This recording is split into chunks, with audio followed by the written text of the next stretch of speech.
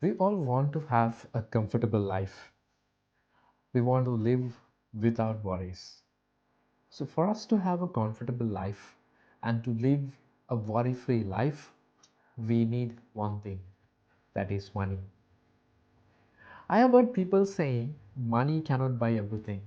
Yes, I do agree, but money can buy a lot of things. We cannot buy happiness, but money can make us happy. Based on this, so when we talk about the comfort of life and having a worry free life, there are two types of people in this world. Some people work for money, and for others, money work for them, right? So, based on this simple principle, we can divide the society into two. For certain type of people, they are working for money, and there are set of people for them money works for them, right? So Robert Kiyosaki um, has written a wonderful book called Cash Flow Quadrant, right? In this book he says that there are four types of people, right? Not only three types of people, there are four types of people. So let's dive into these four types of people and understand where do we stand and where should we go. So that's our discussion today.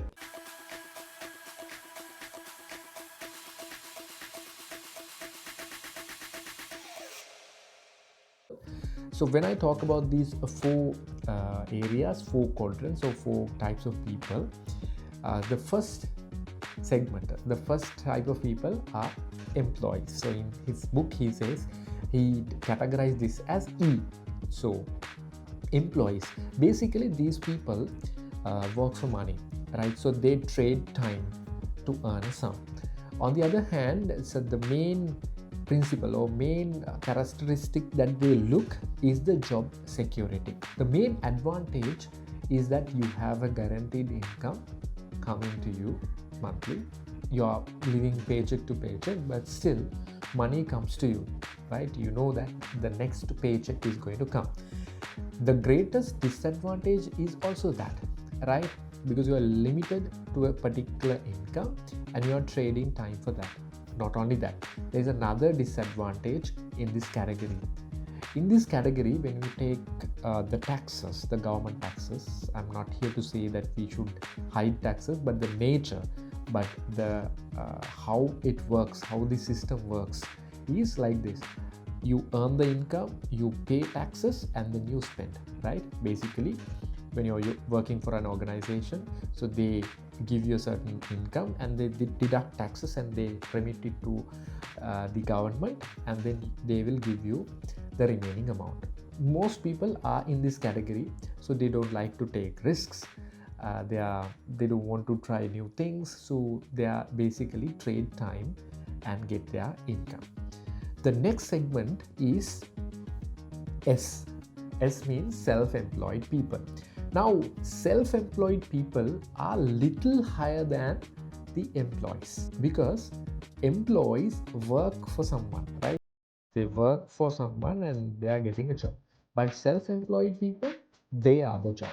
If you take examples like some gig workers, like Fiverr workers, some doctors, some lawyers, professionally, even professionals are falling into that category, and their earning capacity is little higher than employees, but still there are disadvantages. So there are advantages and disadvantages in this category as well.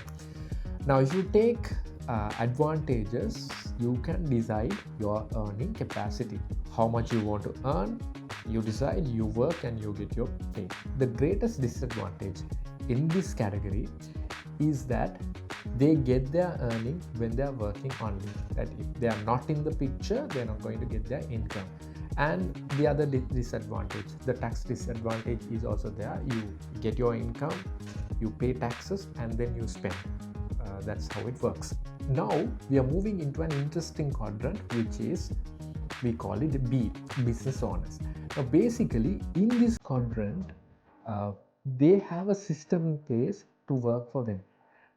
Whether they are in the picture or not, that system works, and then money will come to their pocket or to their bank account. So if you have built a system, if you have started a business, which is running without your interference, running without your presence, is a system, right? If you have something like that, you are great because you don't trade time, right? That is an advantage. Now, a lot of business owners are like that.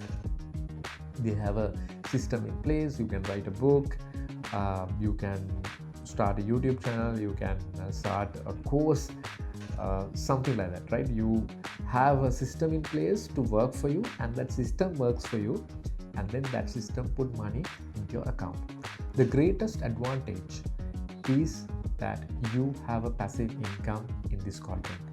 No matter whether you are there or not, system is going to work, and then it will put money in your bank account. So business owners do 3 types of things to make a system works for them.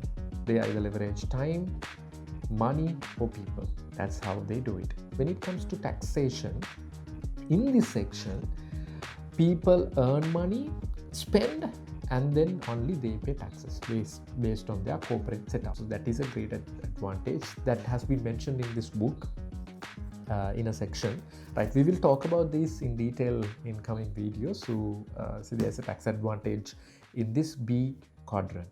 The other quadrant is I quadrant. Basically, in I quadrant, I means investors. In this quadrant, money works for these investors. They can be real estate investors, stock market investors, people like that, people who invest money and money works for them. If you take the advantage of this particular quadrant, is that in certain countries, these capital gains that you get from your stock market are tax exempted, and dividend income is subject to a withholding tax, but still it is a final tax. The bonus point that I want to discuss in this video comes in 2 questions. The first question is, where do you stand? How you get your majority of your income from E quadrant, S, B, or I? The second question is, where do you want to go? Right? Just type that in the comment section. I look forward to your answers. Before I end this video, I have a promise to give you. In coming videos, we are going to talk about how we can get into an ideal quadrant.